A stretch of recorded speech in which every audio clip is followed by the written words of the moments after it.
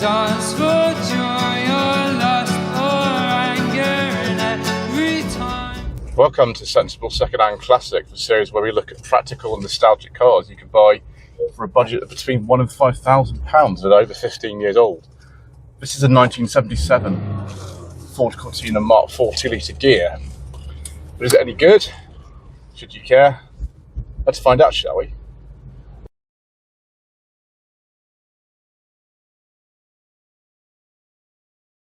So the Mark IV Cortina was launched in September 1976. It was a continuation, really, of the very successful Mark III that had come out in 1970. The Cortina 80 that followed it, also known as the Mark V, appeared in August 79, and it was, again, a continuation of this sort of idea. I have driven a Cortina 80 before. It was an 82 1.6 GL.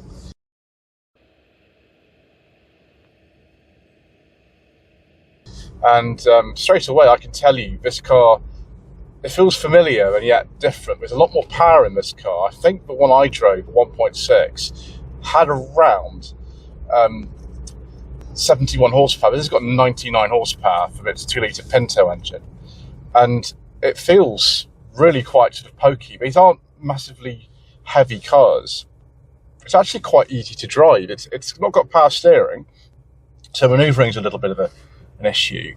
But the gearbox, and this has just been recently replaced with Type 9, this would have had a 4-speed in it, it's got a 5-speed Type 9 in it now. It feels nice and easy to operate. I have driven a Mark II Granada before as well, which also had a Type 9 in it, although that's the V6 version, so it's a little bit different. The suspension position is actually really comfortable in this. It feels quite high up, this seat. Obviously, I don't think there's height adjustment or anything in here, but Mr. Brisden, who owns this car, he drove it back from north of Scotland when he bought it, and he said actually it wasn't too bad, and that was about 600 miles or so. Other engines you could get in a Mark IV Cortina are a 1.3 cross-flow engine with about 61 horsepower, and then multiple different versions of the 1.6 Pinto, about 65, then 71, and then 89 horsepower. If you went for the S model, well, I think the 1.6 Ghia as well had that higher output, 1.6. Problem with those is that they some of the variable Venturi carburetors on them, and having driven the Cortina 80 with the variable Venturi 1.6, I would probably have one of those, put the variable Venturi carburetor in the bin, and just get a Weber carburetor for it. The variable Venturi carburetors are quite hard to set up, and if they're not set up properly, they can be an absolute pain. Certainly, this is just a really kind of nostalgic thing for even me. I mean, I was born after the Cortina finished production, actually a few months after that. And this is an even older car. It's from the first year of Mark IV production. This is an early 77 car. But yeah, these were everywhere when I was growing up in the 80s and 90s, just everywhere, Mark IVs, Mark Vs. And actually the Mark IV is the rarest of the Cortinas. It was only made for 3 years, and the rust protection was nowhere as good as a Mark V. So to have one like this, although it's not perfect or anything like that, but this is a genuine £5,000 example. That's how much Mr. Brisden has actually paid for it. So we're actually within budget at the moment in this car, which a lot of you kind of complain about. But yeah, this car cost exactly £5,000. So we can see in detail in a little while exactly what £5,000 gets you when you're looking for a Mark IV Cortina Ghia.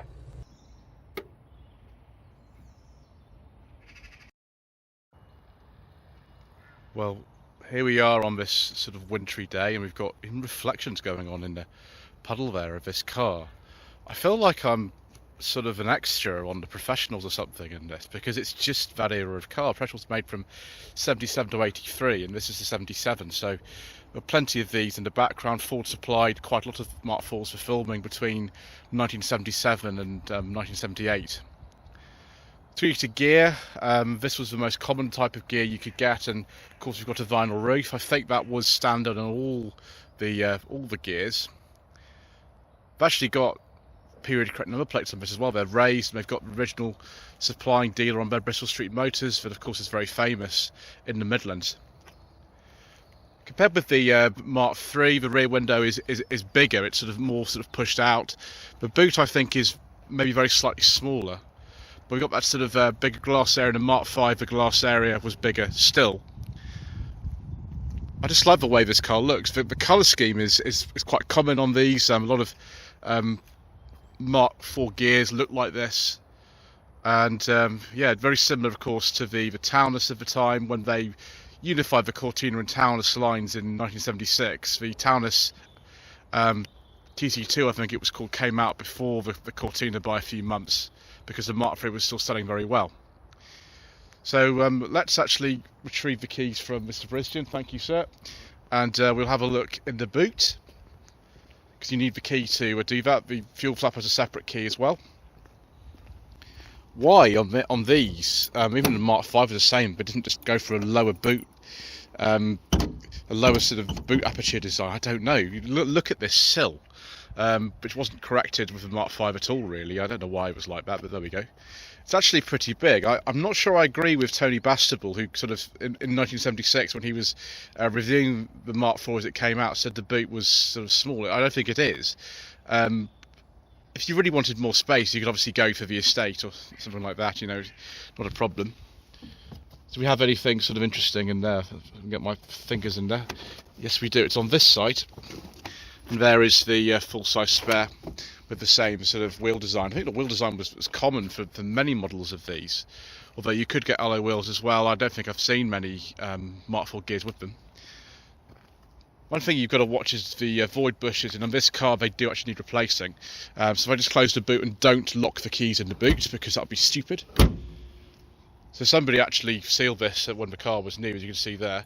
So if we kind of just push this and see if it moves around. Oh, yeah, it's moving around a little bit too much, so those are going to need doing. Oh, I forgot it's like a metallic fleck in the paint as well. Isn't that great? Wow, what a car. Yeah, you can see on here that we've got various little bits of rust on there. It's not too bad, but it's really common sill. Sill's been welded at some point in this car. We'll look at the bonnet in a second, but we can see little scabs on here. But you know, if you wanted an immaculate one of these, you'd be paying in excess of £10,000. This was £5,000, so you know, it's not too bad really. I'm sure we can live with it. Right, now that actually pull the locking knob, we can get in the back. Now, it doesn't actually look like there's too much room initially. What is this weird sort of thing here? I suppose that you can hang stuff off that. But I imagine it's like a Mark V, and that you can sink into the seat. Yes, you can. I mean, it's not very well designed in terms of these inertial seatbelt things, because you knock your feet on it every time you get in and out. But it's not too bad. If you just have the seat slightly forward, it'll be good. I mean, the velour of this interior is absolutely amazing. Look at these door cards with these wood caps and a little ashtray down here as well, which spins round like this. Absolutely amazing. So not only do we get the map pockets, we get these things here. I don't quite know what that's actually for, apart from hanging stuff on. We've got a couple of coat hooks as well, because I'm sure if you were the regional manager or whatever of your company and you wanted to project an image, you'd be going around in your Cortina gear, wouldn't you? And the lowest sort of people would be in their, you know, L's or GL's if they were lucky. But, you know, you've made success in life, you might even have a 2.3 gear. Wouldn't that be amazing? Individual sort of sculpted rear, no rear armrest. Actually, no rear armrest. Do apologise, here it is. Yeah. Fabulous. It is quite comfortable. It's very soft in here, and you can imagine doing many miles in comfort. You just obviously hope that the front passenger just winds that seat a little bit forward, and then you'd be a bit more comfortable. Certainly, I'm not lacking for headroom here. The headroom is very good, and I've seen a Mark V is even better than that actually, having been in one. Windy windows, of course, and no electric windows, I think, is standard in any of these Mark IV Cortinas. Then a 4-speed manual. You get an automatic, of course, of these, and a lot of people have changed them for 5-speed gearboxes like this one, although it's still got a 4-speed gear lever. Right, I suppose you better get in the front.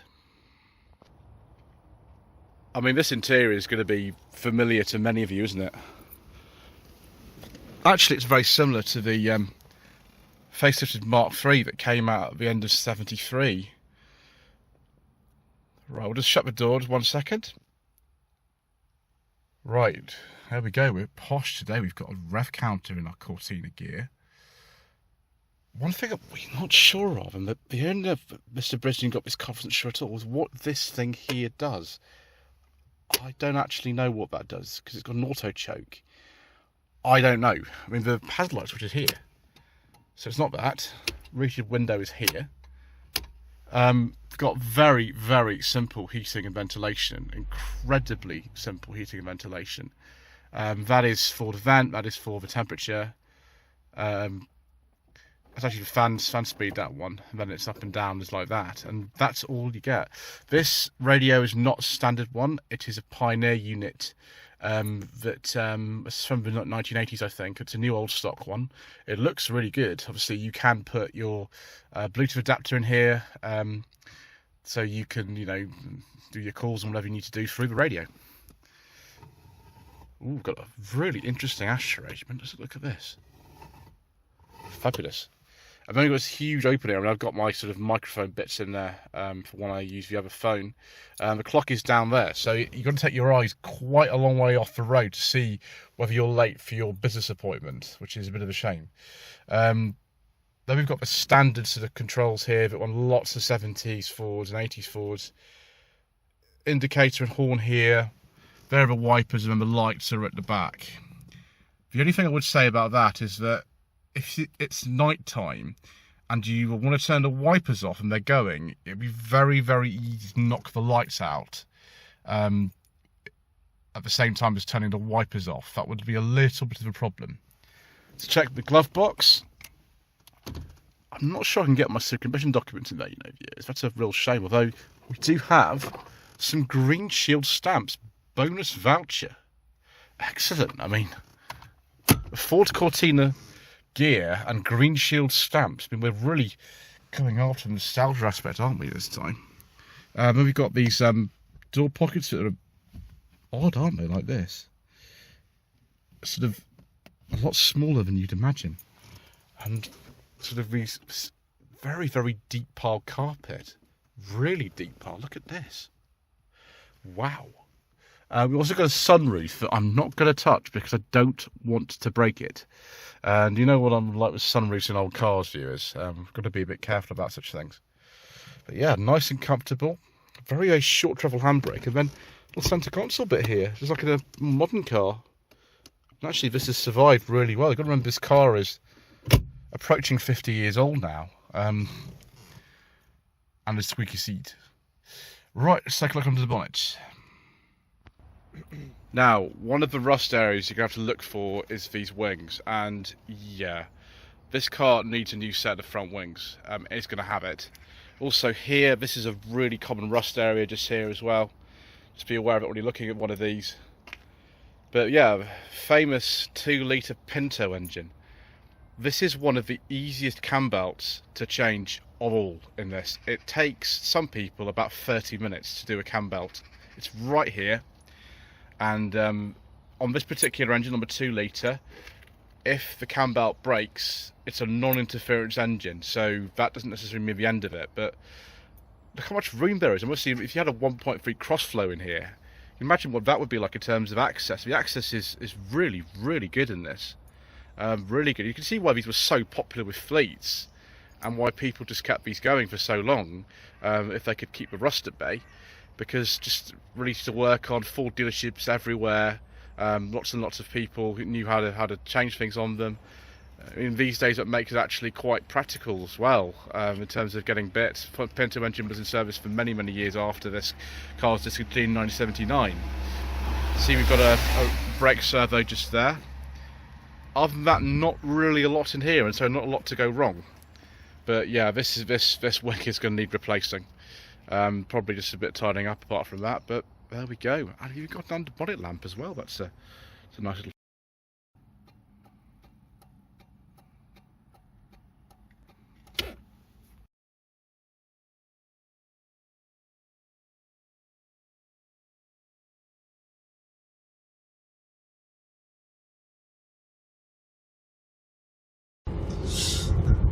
Straight away when we're on such the faster roads here, you kind of feel just how good a motorway car this would have been back in the 70s, particularly this 2-litre model.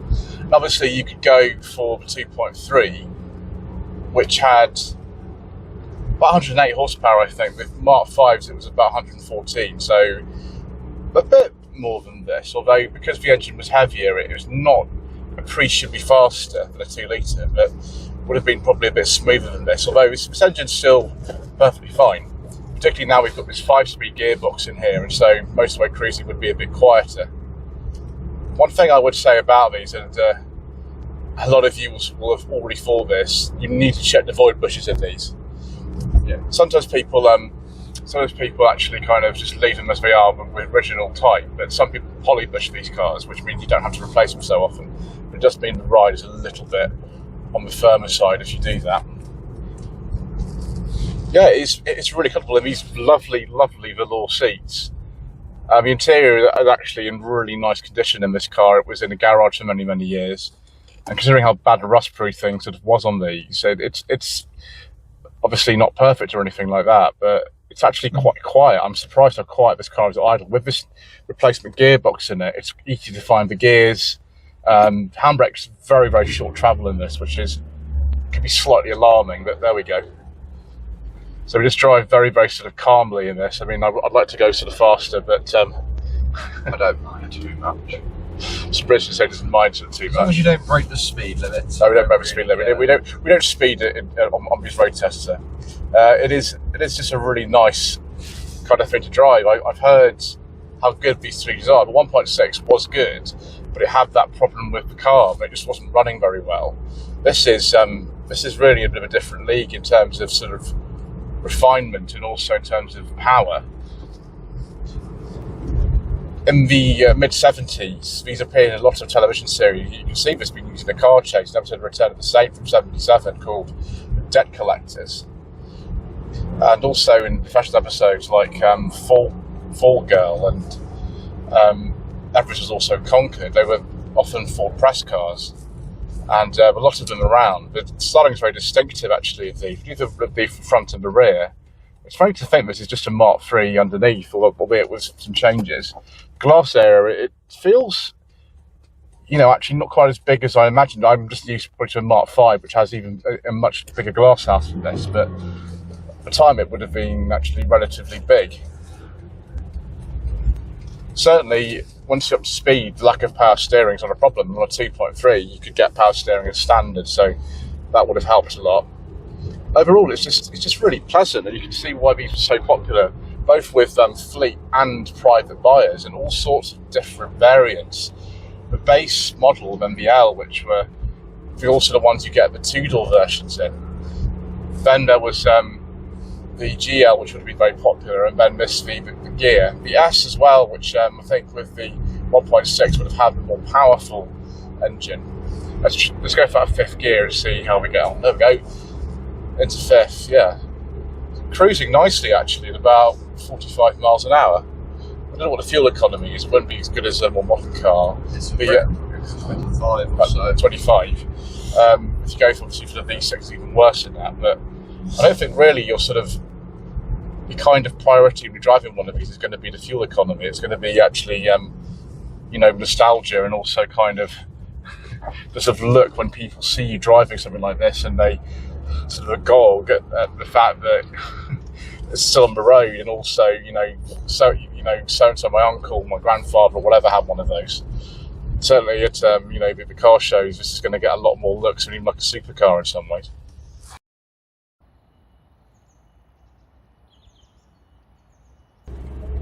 So, the Mark IV Cortina. Is this a car that you should consider for your hard-earned budget of between £1,000 and £5,000? So we had a look at the condition of this car, and most problems of this car are classic things on it: the void bushes and rust, and they'll be sorted. Got wheel bearing noises in here as well. But this is a very usable car in this sort of condition, and the spec is really good. I love this spec, and the vinyl roof, and the brown inside and brown outside, and the engine pulls really nicely. Obviously, it's easy to maintain it. I don't see why this wouldn't be a very good bet for a sensible second-hand classic of up to £5,000. Obviously, you can spend a lot more. You can buy a fully restored example of one of these for, about £11,000, I think. Which some of you, that'll be tempting. But for me, I quite like this one. Anyway, thank you ever so much indeed once again for watching. Please don't forget to subscribe to the channel, like this video, leave a comment below. Thank you again to Mr. Brisbane for allow me to film another one of his cars, and we shall see you again very soon for some more reasonably priced nostalgic motoring.